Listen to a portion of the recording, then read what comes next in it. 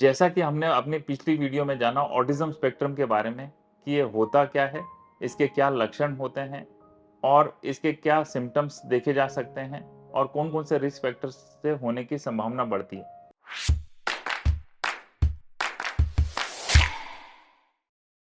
नमस्कार, मेरा नाम डॉक्टर राजीव छाबड़ा है और आज की वीडियो में हम बात करेंगे कि इस ऑटिज्म स्पेक्ट्रम डायग्नोसिस कैसे किया जा सकता है, उसका ट्रीटमेंट या मैनेजमेंट ऑप्शंस क्या हैं और साथ ही में जानेंगे कि इनको फ्यूचर में क्या-क्या कंडीशंस होने की संभावना रहती है। तो वीडियो के अंत तक बने रहें और अगर आपने हमारे इस चैनल को सब्सक्राइब नहीं किया है, तो रिक्वेस्ट है कि आप इस चैनल को सब्सक्राइब करना। तो जानते हैं कि ऑटिज्म स्पेक्ट्रम डिसऑर्डर को डायग्नोसिस कैसे किया जा सकता है। ऑटिज्म का डायग्नोसिस अगर हम कहें तो ईज़ी भी नहीं होता है, लेकिन इतना डिफ़िकल्ट भी नहीं है। ईज़ी इसलिए नहीं है कि अगर कोई हमारे पास ब्लड टेस्ट होते या लेबोरेटरी टेस्ट अवेलेबल होते जिसको हम कर सकते थे, तो उससे ईज़ी हो जाता है। बट इसमें ऐसे कोई रिलायबल ब्लड टेस्ट या लेबोरेटरी टेस्ट अवेलेबल नहीं है। इसमें हमें डिपेंड करना पड़ता है पेरेंट्स के द्वारा दी हुई प्रॉपर डेवलपमेंटल हिस्ट्री का, जो कि हम लेते हैं और उसके तहत कुछ और बिहेवियर्स की भी जानकारी लेते हैं, तब हमारे लिए डायग्नोसिस करना ईज़ी हो जाता है। 2 साल से पहले इसे वैसे भी हम लेबल नहीं करते हैं। जो भी डेवलपमेंटल डिले या डेवलपमेंटल एबेरेशन होता है, हम पेरेंट्स को ये कहते हैं कि इन्हें रेड फ्लैग्स हैं। अगर हम इन रेड फ्लैग्स पर अर्ली इंटरवेंशन के द्वारा काम करेंगे, तो डायग्नोसिस में भी इम्प्रूवमेंट आ सकती है। हमारी कोशिश ये रहती है कि ऑटिज्म का जितनी जल्दी डायग्नोसिस हो जाए या early detection of red flags हो जाए, तो उतना बेटर है क्योंकि अर्ली इंटरवेंशन से जैसा मैंने बताया कि काफ़ी इम्प्रूवमेंट होने की संभावना रहती है। फर्स्ट एंड फॉरमोस्ट जो हम लेते हैं वो है प्रॉपर डेवलपमेंटल मॉनिटरिंग करना।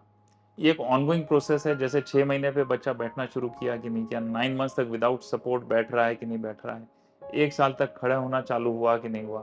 सो एक ऑनगोइंग हम एक डेवलपमेंटल क्वेश्चनर पूछते रहते हैं, पेरेंट्स से हिस्ट्री लेते रहते हैं। अगर उनके कुछ और बिहेवियर कंसर्न्स होते हैं तो वो भी नोट करते हैं। सेकंड है डेवलपमेंटल स्क्रीनिंग करना। डेवलपमेंटल स्क्रीनिंग एक फॉर्मल स्टेप है, जहाँ पे हमारे पास एक क्वेश्चनेयर होता है, जो कि हम पेरेंट्स से क्वेश्चन लेके उनके आंसर्स फिल करते हैं और उसके तहत जानकारी लेते हैं कि बच्चा डेवलपमेंटली नॉर्मल ग्रो कर रहा है कि नहीं कर रहा।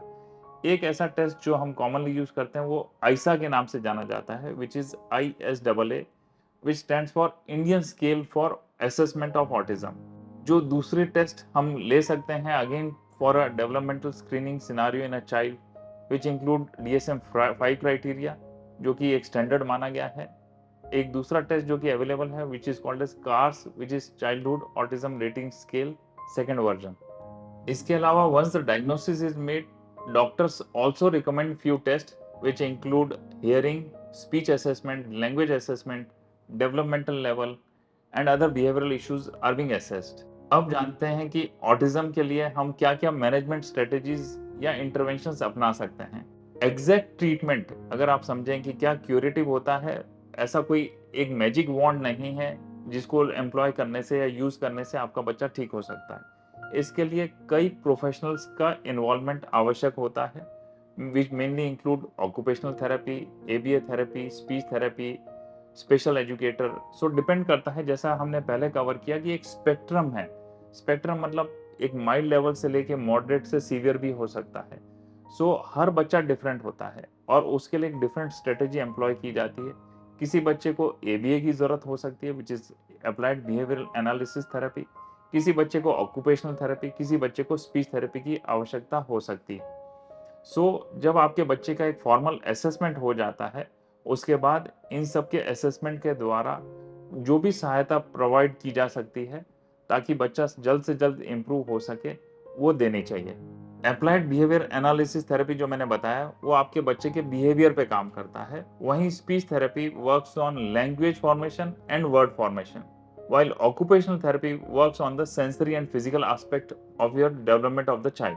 बच्चे के एजुकेशनल एस्पेक्ट पे भी काम करना उतना ही इम्पोर्टेंट है।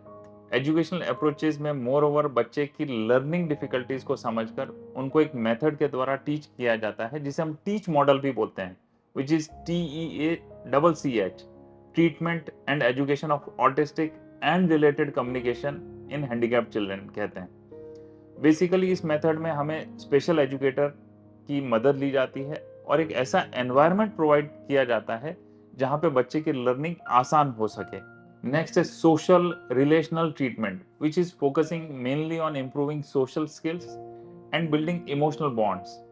In this case, we need help of parents as well as caregivers with peer mentors. Pharmacology. Actually speaking, medications का कोई ज़्यादा रोल नहीं है। जैसे कि पेरेंट्स की एक हमेशा क्वेश्चन रहता है कि क्या दवाइयाँ सुधार सकती हैं।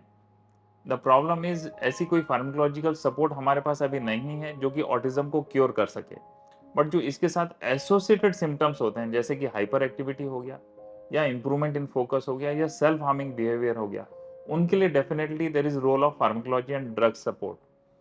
दे may help in managing other associated symptoms, जैसे कि अगर एंजाइटी है, डिप्रेशन है, सीजर्स है, स्लीप प्रॉब्लम है, या आंतड़ियों से रिलेटेड जैसे कॉन्स्टिपेशन है, इन सब सिम्टम्स का डेफिनेटली हम क्योर कर सकते हैं by giving medications.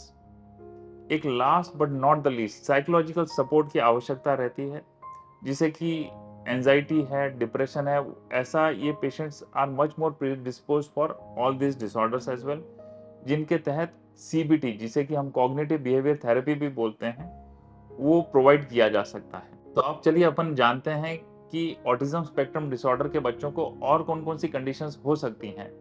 They become much more predispose for other conditions, जैसे कि उनका नींद का स्टार्ट इनिशिएशन में प्रॉब्लम होना या उसका मेंटेन होना। ऐसे बच्चों को कॉन्स्टिपेशन बहुत ज़्यादा पाया गया है, और आंतड़ियों में अगर कॉन्स्टिपेशन रहेगा तो it leads to mood disorders as well. Obviously आपको और मेरे को भी अगर कब्जी रहती है और पॉटी ढंग से नहीं आ रही है, that leads to whole sort of problems, हमें बड़ा डिस्कम्फर्ट लगेगा। Unfortunately few percentage of these kids are also prone for epilepsy, जिसे कि मिर्गी या सीजर भी बोलते हैं। At times they have some kids who have attention deficit as well, जिसे कि हम ADHD बोलते हैं, and these kids are prone for anxiety and depression as well.